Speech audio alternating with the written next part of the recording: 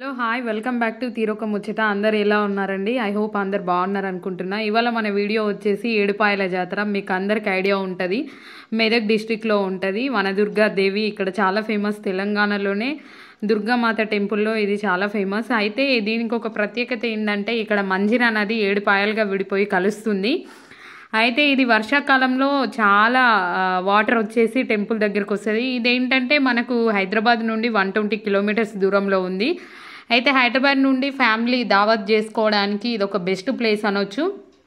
ఇక్కడ మన హైదరాబాద్ నుండి మెదక్ రూట్ వెళ్తుంటే మెదక్ రాకముందే మనం ఇట్లా టర్న్ అయితే ఇక్కడ బ్రిడ్జి కనబడుతుంది, ఇక్కడ నుండి వెళ్ళొచ్చు. అయితే ఇక్కడ 7 బ్రిడ్జులు ఉంటాయండి. 7 బ్రిడ్జులు దాటి మనం వెళ్ళాలి. ఎందుకంటే మంజిరా నది ఇక్కడ 7 పాయలుగా విడిపోతుంది కాబట్టి 7 బ్రిడ్జిలు దాటి మనం వెళ్ళాలి. ఈ కన్స్ట్రక్షన్ అంతా ఈ ఇయర్ జరిగింది, లాస్ట్ ఇయర్ అసలు లేదు. రోడ్డు కూడా చాలా బాగా చేశారు. సో ఇక్కడ నుండి మనం టెంపుల్కి వెళ్ళే దారన్నమాట. మెదక్ రాకముందే ఒక 15 కిలోమీటర్స్ దూరంలోనే మనకి ఏడుపాయల అమ్మవారు మన వనదుర్గాదేవి టెంపుల్ అనేది ఉంటుంది. చాలా ఫేమస్. అయితే ప్రతి సండే ఇక్కడ జాతర జరుగుతూ ఉంటుంది. ఎక్కువ మంది సండే వచ్చి ఇక్కడ జాతర దావత్ చేసుకుంటారు. చాలామంది దావత్ చేసుకోవడానికి ఇక్కడికే వస్తూ ఉంటారు. సండే రోజు చాలా క్రౌడ్ ఉంటుంది. మేము కూడా సండేనే వెళ్ళాము. నార్మల్ డేస్లో అయితే చాలా తక్కువ ఉంటుంది. ఒకసారి చూడండి. ఎట్లా అంటే ఫ్యామిలీస్ ఆటోలలో కార్లలో ఇట్లా వచ్చి వాళ్ళు దావత్ చేసుకుంటారు.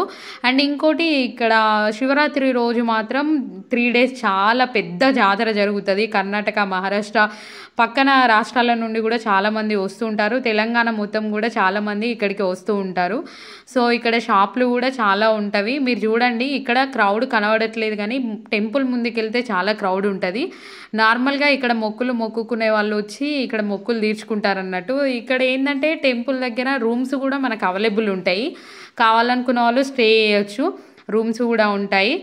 ఉండి మనము ఇట్లా వండుకొని, కొంతమంది ఉంటారు కదా మొక్కులు ఉన్న వాళ్ళు తీర్చుకొని పోతారు. ఇది టెంపుల్కి వెళ్ళే దారి మీరు చూడండి. సో చాలామంది సండే రోజే వస్తారు. మేము కూడా సండేనే వెళ్తున్నాము. ఎక్కువ మంది ఇక్కడికి ఏంటంటే పుట్టు వెంట్రుకలు తీయడానికి, నార్మల్గా ట్రైబల్ పీపుల్ ఎక్కువ ఈ దేవుని దగ్గరికి వస్తారు.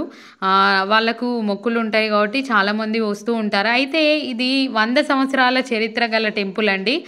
చాలా ఏండ్ల నుండి ఈ టెంపుల్ ఉంది. వర్షాకాలంలోనైతే ఆ మంజిరా నది 7 పాయలుగా విడిపోయి దుర్గామాత పాదాలను తాకుతుందన్నమాట.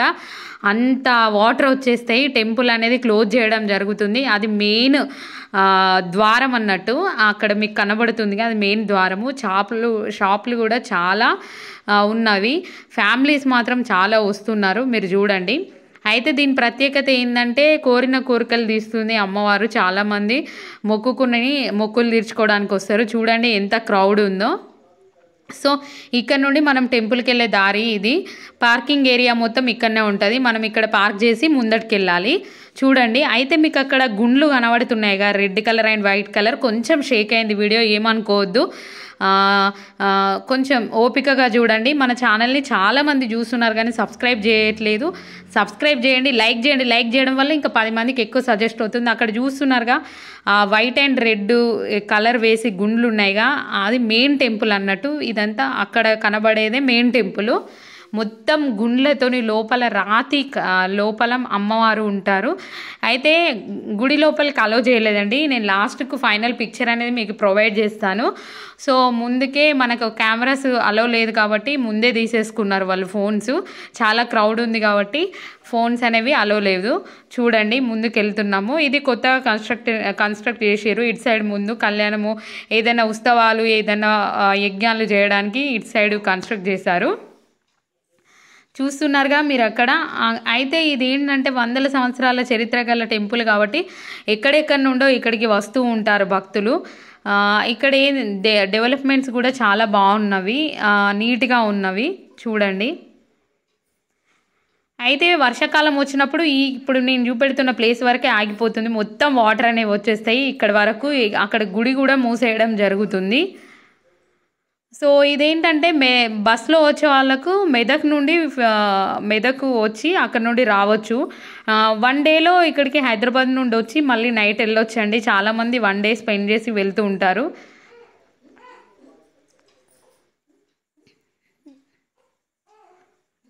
చూడండి ఇక్కడ వాటర్ ఎట్లా ఉన్నాయి. ఇక్కడ మెయిన్ బ్రిడ్జ్, ఇక్కడ వాటర్ వస్తూ ఉంటుంది. అక్కడ చూడండి చాలామంది అక్కడే స్నానం చేస్తున్నారు, మొక్కులు తీర్చుకుంటున్నారు.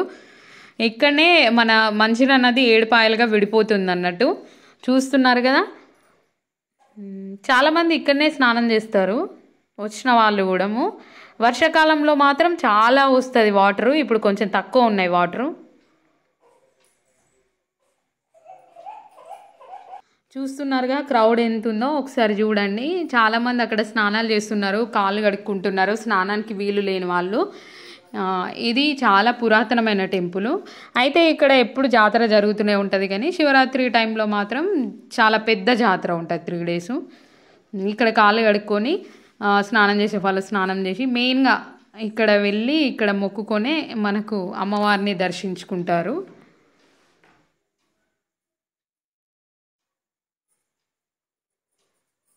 చూస్తున్నారుగా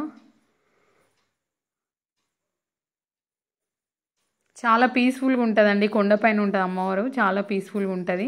టెంపుల్ కూడా చాలా బాగుంటుంది, అక్కడికి వెళ్తే మంచిగా అనిపిస్తుంది. అండ్ ఇక్కడ వాటర్ ఫెసిలిటీ కూడా బాగుంటుంది. ఎక్కువ ఇది ఏంటంటే ఇక్కడికి నార్మల్గా నాన్ వెజ్ ఎక్కువ తీసుకొని వెళ్తారు వాళ్ళు, దావత్ చేసుకుంటారు, అలా ఉంటుంది. కొంతమంది వాళ్ళు మొక్కులు ఉన్న వాళ్ళు ఇక్కడ తీర్చుకుంటారు అన్నమాట. మేకలు కోళ్ళు కోస్తారు.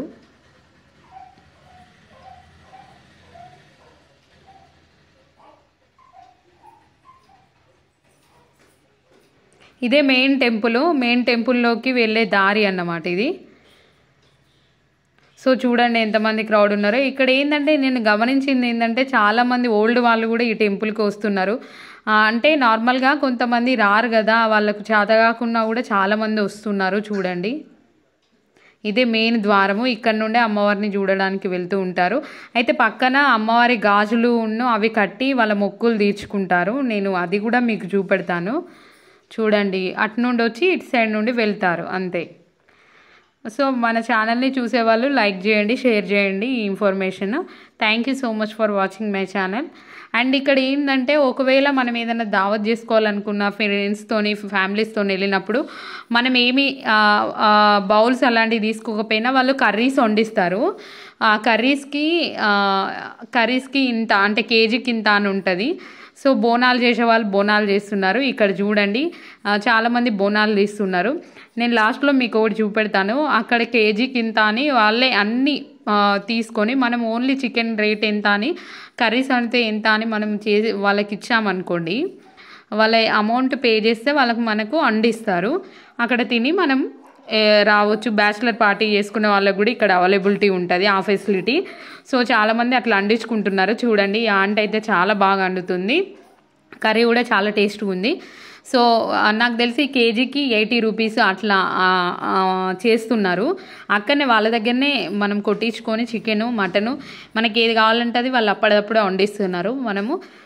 మనము బౌల్స్ కూడా తీసుకోకపోతే అలాంటి ఫెసిలిటీ కూడా ఉంది. బ్యాచిలర్ పార్టీస్ కూడా చేసుకోవచ్చు. Thank you so much for watching my channel.